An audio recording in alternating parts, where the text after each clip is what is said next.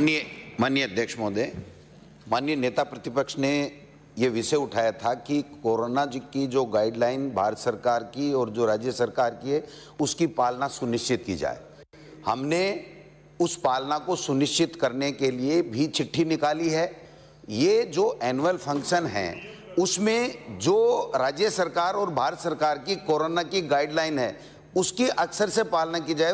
आपका जो निर्देश थे वो भी यही थे कि आप इसको दिखवाएं कि निर्देशों की पालना होनी चाहिए। हमने निर्देशों की पालना ना प्लीज मंत्री आपका सर अगर आपका ये था मुझे क्षमा करें, नहीं बिल्कुल था कि हमें एनुअल फंक्शन रुकवाने चाहिए।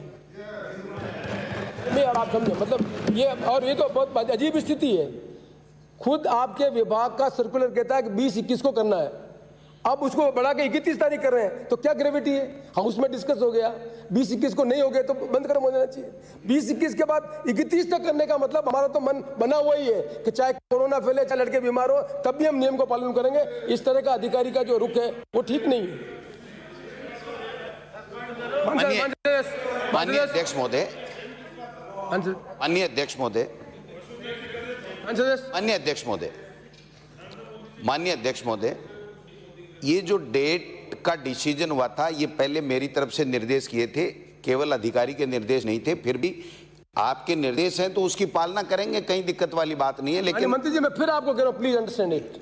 आप समझे, पहला सर्कुलर 20-21 को कंप्लीट करने का था, आप ही की कंसर्न होगी, डायरेक्टर ने लिख के भेजा, हमने डिस्कस किया। अब सर्कुलर 30-31 को किया तो ग्रेविटी नहीं समझ में आ रही है। मतलब मुझे तकलीफ इस बात की है कि 20-21 का आपका सर्कुलर था, 20-21 तक सब एनुअल फंक्शन हो जाने चाहिए थे, नहीं तो उनके खिलाफ कार्रवाई करेगी, ये डायरेक्शन था। किसी के कॉन्सिक्वेंस में फंक्शन हो रहे थे, उसी कॉन्सिक्वेंस में फंक्शन के अंतर्गत कोरोना का पालना नहीं हो रही थी। मैं भी एक फंक्शन अटेंड करके आया हूँ, कोरोना की कोई पालना नहीं हो रही है। वहाँ पर छोटे छोटे बच्चों को बैठा दिया जा रहा है, गांव के लोग आ जाते हैं, कल्चर प्रोग्राम होता है, सारे गांव के लोग आके देखते हैं उसमें, और कोई वहाँ पर मास्क लगाना, सोशल डिस्टेंस कोई व्यवस्था नहीं है।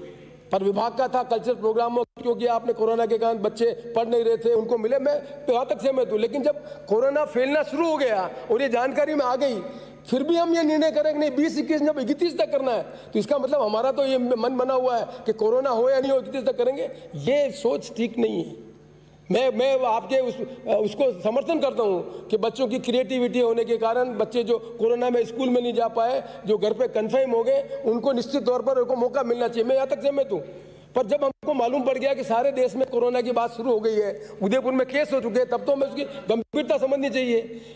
कोरोना स्टार्ट कैसे हुआ? आज ये मार्च है, इसी सदन में 1 साल पहले जनवरी में केस आया था अपना, एक फॉरेन से आदमी आया था होटल के अंदर, और हमने कभी कल्पना ही नहीं की थी कि इस लेवल का कोरोना होगा।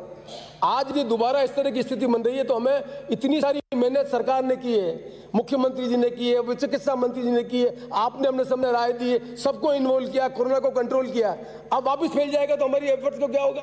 इसलिए मैं अपेक्षा करता हूँ इस तरह का रिजिड एटीट्यूड नहीं होना चाहिए। हमारे हो गया तो आप मेहरबानी करके उस ऑर्डर को विड्रा करवाएं और इनके प्रोग्राम को रोकें, ये मैं आपसे अपेक्षा करूंगा। माननीय अध्यक्ष महोदय, आपकी निर्देशों की अक्सर से पालना होगी।